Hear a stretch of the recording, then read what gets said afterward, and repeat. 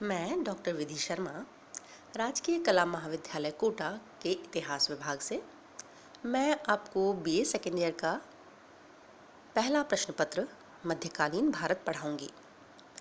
आज हम इस पेपर का पहला टॉपिक तुर्की आक्रमण व राजपूत प्रतिरोध डिस्कस करेंगे। बच्चों, फर्स्ट ईयर के फर्स्ट पेपर के आखिर में आप लोगों ने पढ़ा था कि 8वीं शताब्दी में भारत पर मोहम्मद बिन कासिम के नेतृत्व में अरबों के आक्रमण हुए। यह आक्रमण इस्लाम और भारत के बीच पहला राजनीतिक संपर्क था, किंतु भारत में मुस्लिम शासन की स्थापना का श्रेय तुर्कों को दिया जाता है। भारत पर तुर्क आक्रमण के दो चरण हमें दिखाई देते हैं। पहले चरण में 1000 से 1027 ईस्वी के बीच गजनी के शासक महमूद गजनवी के नेतृत्व में हमले हुए।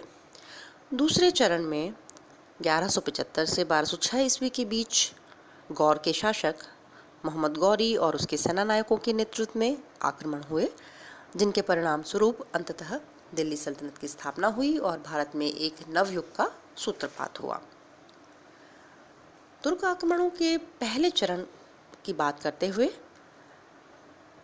महमूद गजनवी का छोटा सा परिचय जान लेना ज़रूरी है।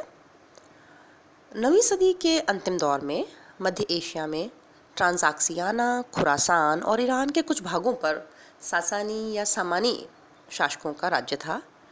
सासानी शासकों के एक तुर्क गुलाम अलप्तगीन ने 10वीं शताब्दी में गजनी में एक स्वतंत्र तुर्क राज्य की स्थापना की।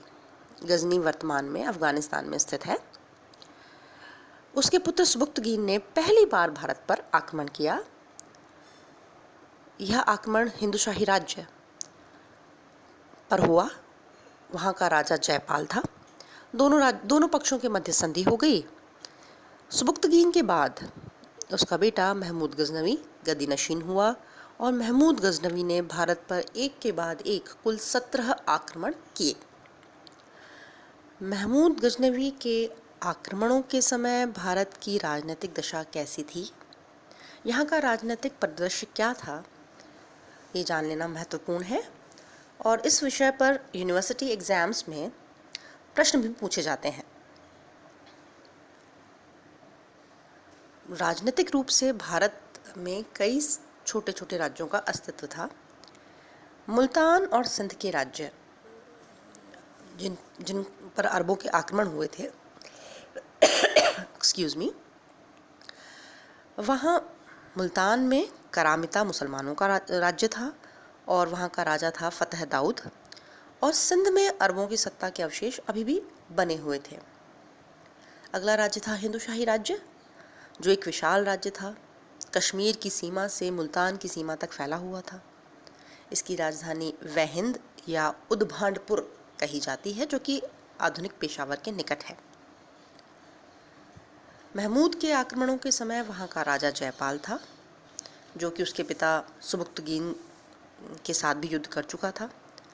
लेकिन जयपाल को महमूद गजनवी ने पराजित किया और पराजित होकर जयपाल ने इतना अपमानित महसूस किया कि वह आत्मदाह कर लेता है और उसके बाद उसका बेटा आनंदपाल वहाँ का शासक बना। कश्मीर का राज्य इस समय राजनीतिक अव्यवस्था के दौर से गुजर रहा था। वहाँ क्षेत्रगुप्त नाम का राजा राज्य कर रहा था, किंतु वास्तविक सत्ता उसकी रानी दिद्दा के हाथों में थी। 1003 ईस्वी में रानी दिद्दा की मृत्यु के बाद संग्राम राज ने कश्मीर की सत्ता हथिया ली। शेष उत्तर भारत में कई छोटे छोटे राजपूत राज्य थे। वस्तुतः राजपूत प्रतिहार शासकों के अधीनस्थ सामंत हुआ करते थे।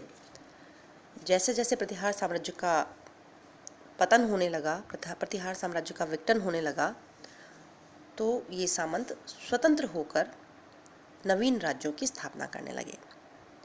इनमें सबसे महत्वपूर्ण थे कन्नौज और काशी के गढ़वाल, मालवा के परमार और अजमेर के चौहान।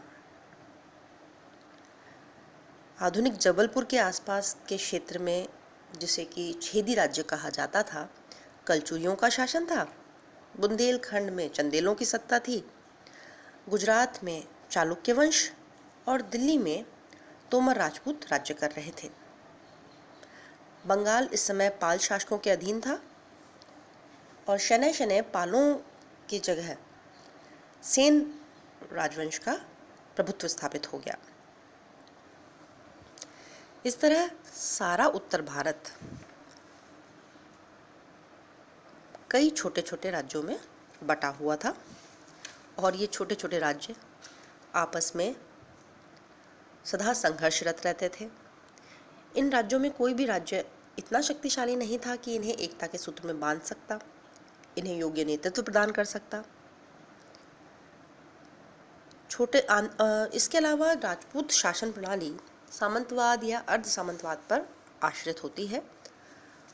एक राज्य में राजा की सत्ता के अधीन कई सारे छोटे सामंत होते हैं।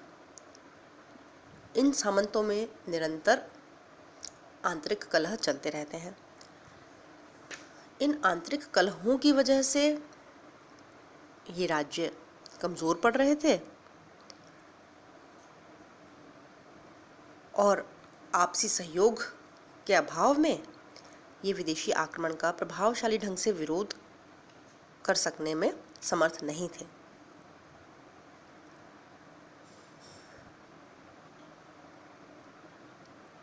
इस विखंडन की और अव्यवस्था की स्थिति में महमूद गजनवी ने भारत पर कई हमले किए और भारत की ओर से कोई सशक्त प्रतिरोध नहीं हो पाया।